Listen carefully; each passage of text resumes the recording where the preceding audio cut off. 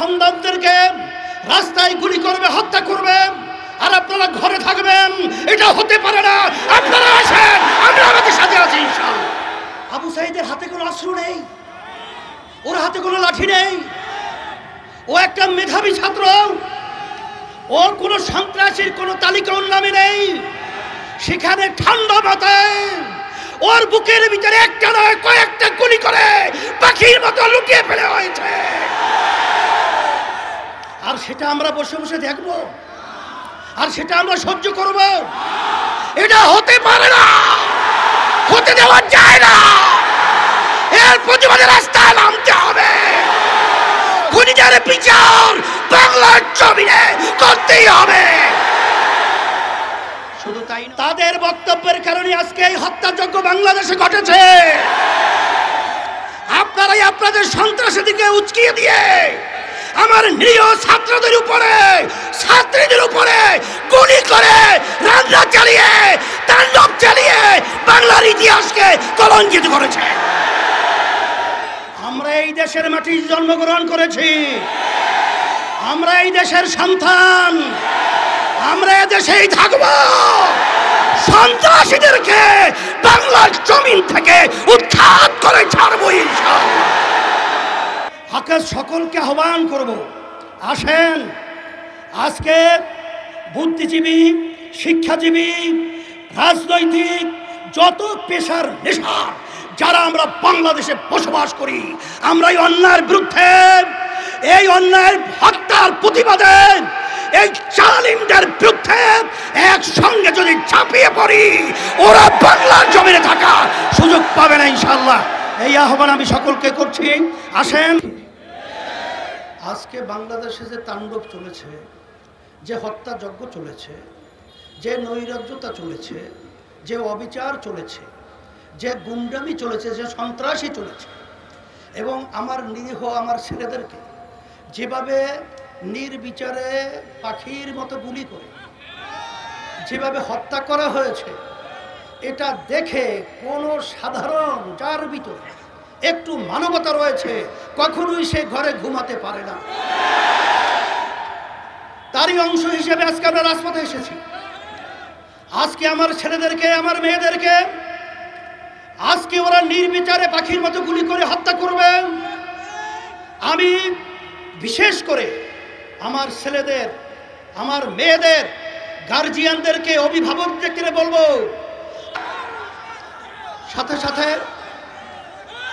আজকে কোন দেশে আমরা বসবাস করছি। আজকে আশ্চর্য, একটা ছেলে আবু সাঈদ, শুধু তাই নয়, আজকে আওয়ামী লীগ স্বঘোষিত প্রধানমন্ত্রী, কারণ বাংলাদেশের জনগণের ভোটে তো সে প্রধানমন্ত্রী হয় নাই, আর এই সরকার তো বাংলাদেশের জনগণের ভোটে সরকার নির্বাচিত হয় নাই। আজকে তার থেকে সুন্দর মায়া কান্নার শব্দ শোনা যায়, কিন্তু আপনি এবং আপনার সেক্রেটারি জেনারেল দলীয়। শুধু তাই নয়, বাংলাদেশের ইতিহাস আজ পর্যন্ত ইউনিভার্সিটি সহ শিক্ষাঙ্গন কোনো ক্যাম্পাসে আজ পর্যন্ত কোনো সংবিধান নেই সেখানে পুলিশ প্রশাসন তারা নির্বিচারে ছাত্রদেরকে, ছাত্রীদেরকে মারবে। বাংলাদেশ এখন বাংলাদেশ নেই, এদেশটা এখন সন্ত্রাসীদের দেশ হয়ে গেছে। এখন আমরা দেশের ভিতরে বসবাস করার মতো উপযোগী কোনো রাষ্ট্র বলতেই এদেশে নেই। এখন আমরা কোথায় যাব?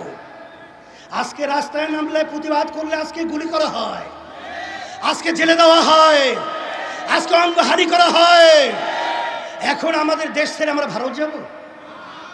আমরা কি ইউরোপ এবং বিভিন্ন অন্যান্য দেশে আমরা নাগরিক হব? না। এই জন্যে আমি আজকে বক্তব্য বেশি লম্বা দেব না। আজকে আইনমন্ত্রী, প্রধানমন্ত্রী এখন যারা নাকি ন্যায্য অধিকার দাবি নিয়ে রাজপথে এসেছিল তাদের কাছে বসার জন্য প্রস্তাব করছেন, কিন্তু যেই যানগুলো ঝরে গেল, যেই মায়ের কোল খালি হলো, যেই সন্তান আজকে মা এতিম হলো, আজকে মা সন্তান হারা হলো, সেই সন্তানদের কি বিচার হবে? তাদেরকে কিভাবে ফেরত দেওয়া হবে? না, কোটা সংস্কার হবে, তাদের পক্ষে তো আমরা আগেও ছিলাম।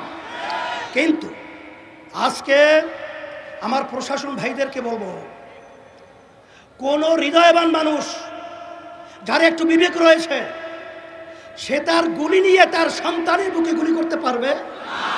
তাহলে এই নরপিশাচ, তুই আমার সন্তানদের বুকে কেন গুলি করলি? তাহলে বুঝা গেল তোরা প্রশাসনের নামে কলঙ্ক। আর তোমরা প্রশাসন কি আওয়ামী লীগের লালিত পালিত ক্যাডার গুন্ডা, না বাংলাদেশের প্রজাতন্ত্রের কর্মচারী? কিন্তু তোমাদের কার্যক্রমের মাধ্যমে আজকে প্রজাতন্ত্রের কর্মচারী প্রমাণিত হয় নাই। তাই আমরা সবাই